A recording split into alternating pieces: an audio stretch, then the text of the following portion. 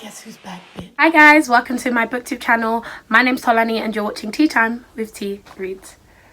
Maybe I'll read a book, or maybe two or three. I'll add a few more paintings to my gallery. I'll play guitar and knit and cook and basically just wonder when will my life begin. Maybe I'll read a book, or maybe 17. I'll add a few more paintings to my gallery. Play guitar and knit and cook and basically just wonder when will my life begin. So hi guys, welcome back to my booktube channel. If you've been here before, welcome back, and if you are new here, you are most definitely welcome into my inner circle. So quick disclaimer before the video starts, as per usual, in the link in the description bar below there is a website that will give you all the resources and ways in which you can help and boost the Black Lives Matter movement. Today I am doing 2 reviews for some amazing books, and I'm really excited because book reviews are actually my favorite video to film, but I don't have nearly enough on my channel, so we're going to rectify that from now. The 2 books I'm going to be talking about are Girl, Women, Other by Bernardine Evaristo and Get a Life, Chloe Brown by Talia Hibbert. These are both by black women, black British women. So the first book we're going to be talking about in this review and discussing is Girl, Women, Other. I gave this a 5 out of 5 stars. I just read this yesterday and it followed me into my dreams and I woke up thinking about it. That's how amazing this book is. I already want to reread it. I feel like no other book can compare, and reading this just reminded me of how much I miss literary fiction. So Girl, Women, Other follows the lives and struggles of 12 different characters.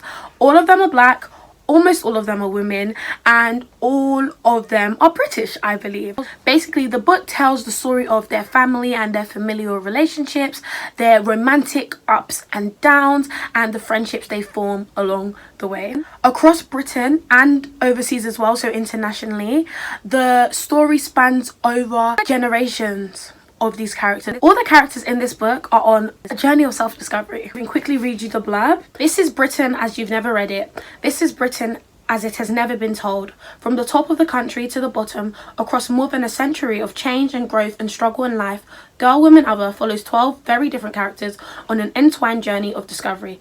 It is future, it is past. It is fiction, it is history. It is a novel about who we are now.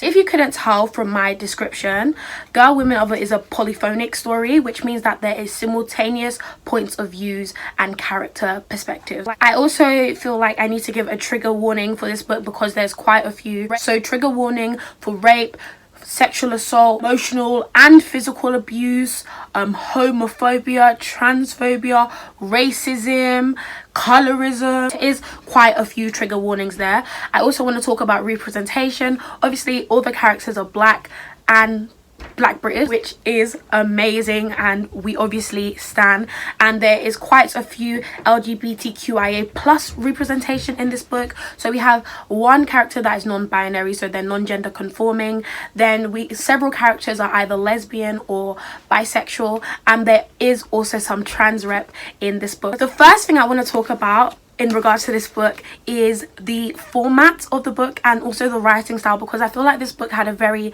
unique writing style that was really interesting, quite different from what I've read. So the way this book is formatted, there's 12 characters that we follow, like I said, and the characters are grouped into 4 sets of 3, and obviously 4 times 3 is what? It's 12. Thank you very much. Quick maths. In each chapter, the first 4 chapters, we get to see the lives and perspectives of 3 different characters, and then chapter 5 is the chapter that brings it all together. Characters that are in the same group have clear links with one another, and that is like, you notice it right away. You automatically know why these characters have been grouped together. However, links with characters outside of their designated set isn't as clear. However, as the book goes on, you gain more knowledge and information. You start understanding the links with the other characters and how it's all entwined, which I thought was fucking brilliant. And to do that with 12 characters is not an easy feat to pull off, but Auntie Bernadine, she did that because she is that what? She is that bitch. She is that author. Other authors aren't doing it like her. They're not. In terms of the plot, There is no overarching plot in a traditional sense. However, there is an event that brings all the characters together in one place, and this event is a theatre production at the National Theatre, put on by one of the characters whom we follow, and her name is Amma. The writing style took me a minute to get used to because, like I said before, it's very unconventional and it's very unique. There are no full stops or capital letter use, and also there are no quotation marks to indicate when dialogue is being spoken. But this doesn't make it difficult to read, as the text is like broken up, and the prose that Auntie Bernadine uses is very poetry like, in my opinion. I think it actually ended up working really well. So it does take a bit of getting used to the writing style, but a few pages in, like let me say 20 pages in or so, if even that, I'd gotten used to. I think it flowed quite well with the story. I think the story is fantastic because you have all these different characters that are all linked and entwined in some way, shape or form. They span over several generations, okay? You've got old characters, middle-aged characters, young characters, and all of them are put into so many different situations and they face so many trials and tribulations. I thought it was so enrapturing. I mean, sometimes it's sad and it's tragic, and there was some really heartbreaking moments in this book. This book could get very dark at some points, but I feel like there was always room for hope. But despite the struggle and the constant battle for so many different things to be taken seriously in their field because they were a black women, to overcome colorism or homophobia in our communities, despite all these trials and tribulations, all the individual stories end well, or at least there is hope at the end. There is a glimmer of hope, and I thought it was just brilliantly written. Another reason I love this book, it deals with a myriad of topics and issues such as sexism, blackness and black identity, conformity, classism, gentrification, and the list goes on and on really. And like, this book is one of those books that actually makes you think. So thought-provoking and so moving. Like, for example, there's one character in this book that believes that in order to elevate your status as a black person in this world, you need to basically conform to the standards of the white man, because this is a white man's world and we're all just living in it, to be honest. And they believe that is the way you get on top. Like, there's no point trying to create your own spaces or fighting for years and years and years just to create, I don't know, for example, say our own narratives and stuff, when we can just push ourselves into white spaces, and that way we will elevate our statuses faster if we conform to white people's standards. And that was just like, to me it was so interesting, because on one hand you can understand their viewpoint, but on the other hand, me personally, I don't agree with that. I don't run that game.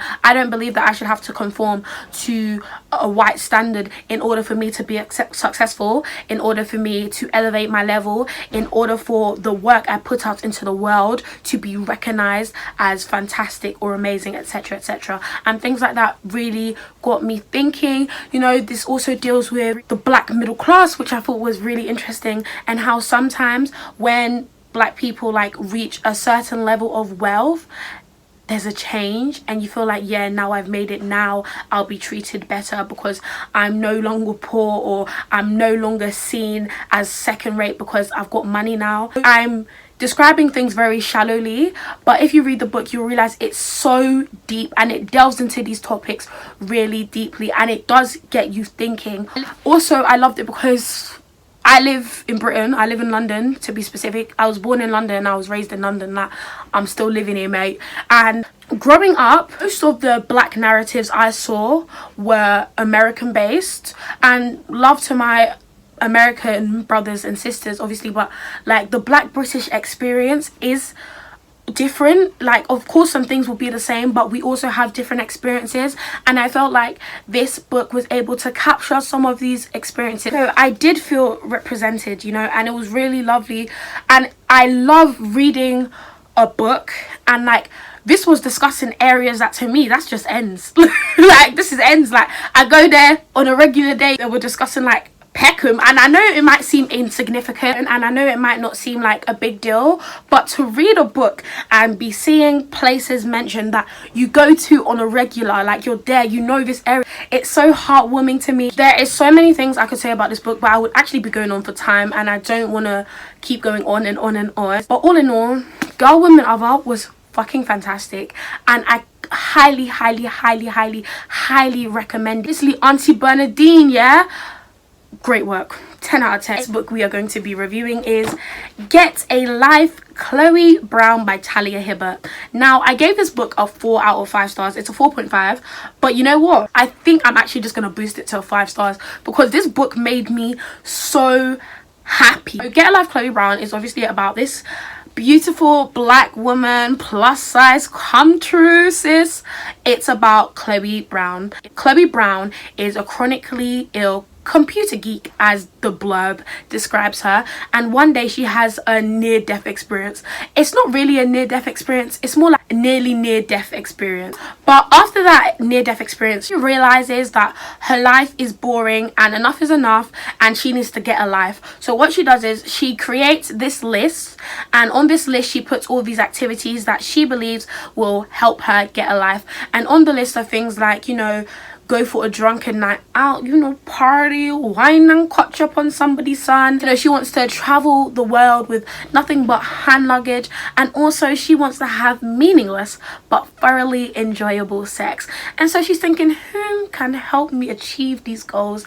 And she sets her sights on Redford Morgan, and he is a bad boy, and she believes Red is the best person to help her achieve her list and help her join bad girl in the gang. This book was so bloody cute. I was smiling already. So this book is Enemies to Lovers. Me personally, I think it's more like I don't like you to lovers, but that's not a trope, is it? Red and Chloe are actually compatible.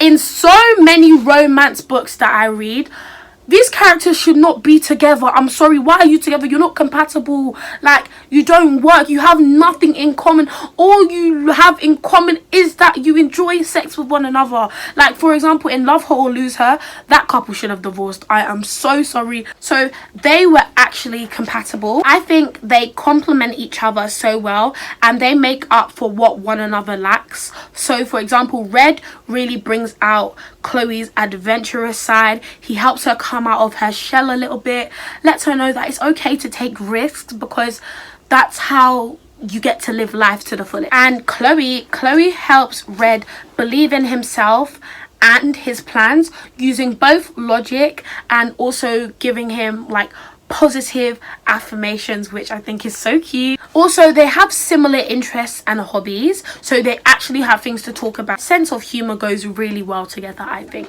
Chloe is chronically ill. Now, I don't suffer from chronic pain, so as to the representation, I can't speak on how good or bad it is, and I don't know if this is own voices, so I'm gonna check that and I'll leave that down on the screen. I really enjoyed this aspect of the book, especially because it's a part of who she is, but it is not all that she is, and I really enjoy that. I don't like when a character has an illness or a disability and they make it seem like this is their personality. Talia does not do that at all. Like, obviously it's a contributing factor and there's certain things that are more difficult to do some days because she's in pain, but it's not who she is and she gets on with her life, and we love that for her. So I learned a lot about chronic pain that I didn't know before. One thing I loved about this book is that Red is struggling with some issues of his own, like outside of Chloe and the beginning of their relationship and whatever, and he actively seeks out help to begin to rectify these issues, and so that he can have a healthier mental state. And the reason that I loved this aspect of the book so much is because too often in romance, like the character will have individual issues that they need to sort out, but then they fall in love and love kills all, and like, no it doesn't. Bella was depressed, bitch, and then you got some vampire dick. That's why Bella had no regard for her life, by the way, because you were depressed and you thought that vampire dick could solve it all. No, Bella, you should have gone to therapy like Red does in Get a Life, Chloe Brown. That's what you should have done. You didn't need no vampire dick. You didn't need to be going thrill seeking, okay? Jumping off of cliffs and that and ting day. No. Okay? So Red, obviously, he goes to therapy and he starts to work out these issues so he can be better for himself. And I love that, because love does not cure all, okay? You still have to work on yourself. Like, I'm sure, yes, it is going to benefit his and Chloe's relationship, but he also does this because he knows he needs to do it for him. It's Chloe and her sisters. I have 2 sisters, and so I always love like reading about family relationships, because I'm from a big family, and relationships between sisters, because they are so close. And it just reminded me so much of my sisters and I, because some of the things they were doing, like they'll just be in like Chloe's flat and gossiping and stuff and just being dumb, and that's what we do. Like, these lot would be in my room and we're just being dumb, being silly, and I really liked it. I really enjoyed Red's relationship with his best friend, and that's another thing I like as well, that they have lives outside of each other. Like, I hate when couples don't have lives outside of each other. Like, you can be your own individual person and still be in a relationship. Like, there is you and that person, and then there's you outside of that relationship. Another thing is that Chloe and Red as individuals actually have a personality. Sometimes the characters individually are boring. It's only when they come together that I'm interested. You should create a character that is strong enough on their own, not just when we're doing romance, doing smart, doing, you know, is that this book didn't end so conventionally and stereotypically, you know, not with marriage and kids, etc, etc. I hate when that happens in romance, especially because not everyone wants to get married, not everyone wants to have kids. I highly recommend Get a Life, Chloe Brown. It's such a fun, sweet read, and it's so light-hearted and heartwarming. Yeah guys, those were my reviews for these 2 books. I hope you enjoyed listening to me rambling on. Please like, comment, subscribe. All my social medias linked down below. Thank you so much for watching, and I'll see you in my next video. Bye.